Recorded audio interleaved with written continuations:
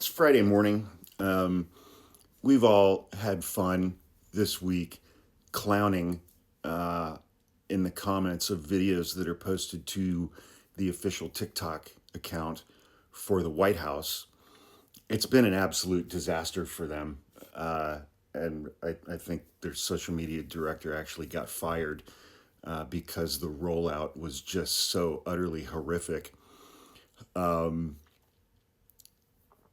But here's the thing, the fact that TikTok is still available in its current form in the United States is expressly against the law. It is illegal.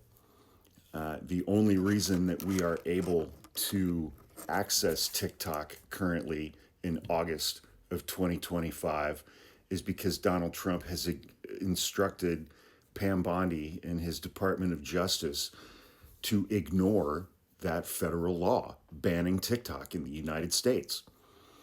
And there's a lot of history behind how that law came to pass. But that law was passed in March of last year, I believe, March of 2024. And it was signed into law by Joe Biden. And thereafter, it was challenged in court. And the text of that legislation that passed the House and the Senate with overwhelmingly bipartisan support and was signed into law by Joe Biden made its way to the Supreme Court. The Supreme Court dealt with this law in about a month and issued a 9-0 opinion. This current Supreme Court issued a 9-0 opinion saying that that TikTok ban was constitutional.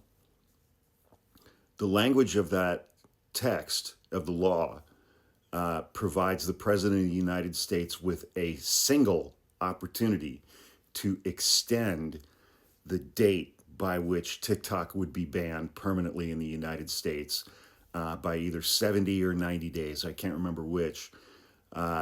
Donald Trump has extended that deadline 3 times now, at least. That's illegal. That is expressly against the law. It is against the law that TikTok is still functioning in the United States. And the White House now has an official TikTok page on an illegal social media account. Now let's talk for a second about how that TikTok ban legislation came into place. For months and months and months, probably a couple of years, multiple members of both political parties in Congress wanted to ban TikTok because it's a Chinese-owned company. And yeah, when you use this app, China is spying on you. They're spying on me right now. They are collecting all of our data as we use this app. That's not an insignificant concern. I mean, legitimately, it just isn't.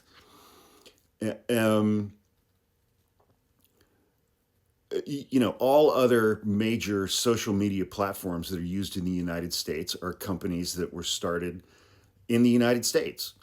And, Facebook, Twitter, Instagram, they're all American companies. TikTok has been the most successful of these companies that is actually owned by Chinese corporations with significant control or input, however you want to put it, from the Chinese government. And so there's that. That was the initial impetus behind people in Congress saying we've got to get rid of TikTok. Then October 7th, 2023 happened. And before you even start, Hamas is a terrorist organization. I condemn Hamas and what they did on October 7th. Similarly, I condemn the actions of the Israeli government and the Israeli military over the past, 75 years. What Hamas did on October 7th was a terrorist attack against civilians. Although there were a significant number of Israeli civilians who were also killed by the Israeli military that day. That's not to equate the two, that's just pointing out something that's factually correct. Shortly thereafter, the Israeli military, the Israeli government, Benjamin Netanyahu, began a genocide against Palestinian civilians inside the Gaza Strip. There were a lot of people inside the Gaza Strip, Palestinians, journalists and civilians alike, who began putting up videos on TikTok of what the Israeli military and the Israeli government were doing inside the Gaza Strip. Anti-Defamation League CEO Jonathan Greenblatt, I talked about this the other day, shortly towards the end of 2023, was caught on a recorded conference call saying, we have a TikTok problem and we have a generational problem, meaning that videos of Israeli atrocities inside the Gaza Strip were making their way onto TikTok. And young people were seeing those videos. And young people's opinions towards Israel were tanking. They were souring significantly. And people like Jonathan Greenblatt realized that they were losing the support of younger generations. And so they wanted to get rid of TikTok. A couple months later, there was legislation on the floor of the House and the Senate to ban TikTok because of AIPAC and people like Jonathan Greenblatt and the Israeli government. They pushed that legislation through Congress because they contribute hundreds of millions of dollars to the majority of members of both parties in the House and the Senate. And Joe Biden is a self-proclaimed proud Zionist and signed that legislation into law.